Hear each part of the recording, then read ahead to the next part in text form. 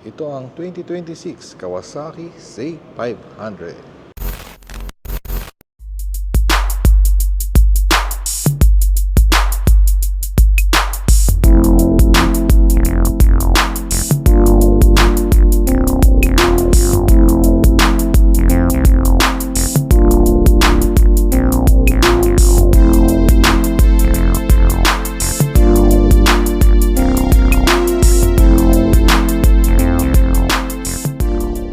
So i-walk around natin itong Kawasaki Z500 2026 model. Simulan natin sa headlight. LED headlight. Ang kanyang signal light ay bulb pa.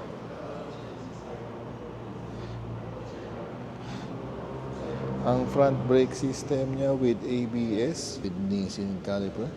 Front single disc siya. Kaya isa lang yung disc brake niya.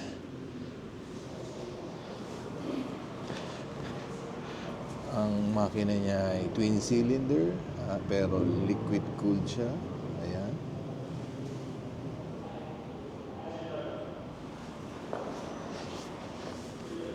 Ito naman ang exhaust niya. Yan ang yan.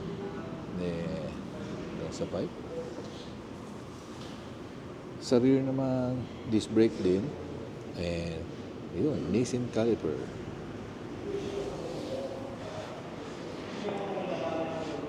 Tail light naman, LED din.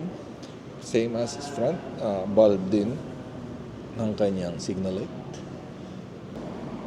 Ito ang gas tank niya. This susi.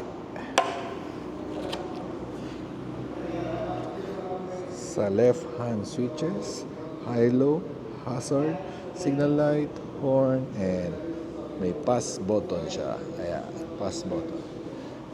Then, bubuksan na natin with key. LED siya. Ayan. RPM, speed, gas, oras. 4 right-hand switches. Ito ang kill switch, tsaka push start. Ganito naman ang kanyang side mirror. Ito matigas siya, hindi siya basta-basta na-fold o nadidisalign. Ayan. Kadalasan sa mga Kawasaki, may naka-ready na lalagyanan ng front plate number. Pero pwede mong alisin to dahil default lang naman siya. Default naman siya, hindi naman siya fix. Ayan. Usually kasi pag 800 o 600 below cc na mga big bike ng Kawasaki, kung di po ako nagkakamali, galing Thailand. Then 1,000 up is straight from Japan. Yeah. Ang size ng gulong sa harap 110 by 70, rim 17. Yeah. Ang gulong naman sa likod 150 by 60, same rim 17 at tubeless siya.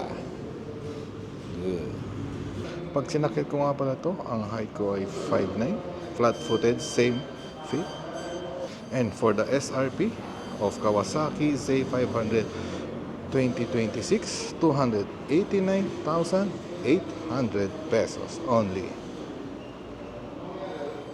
Basta big bike, kay Guanzon tayo.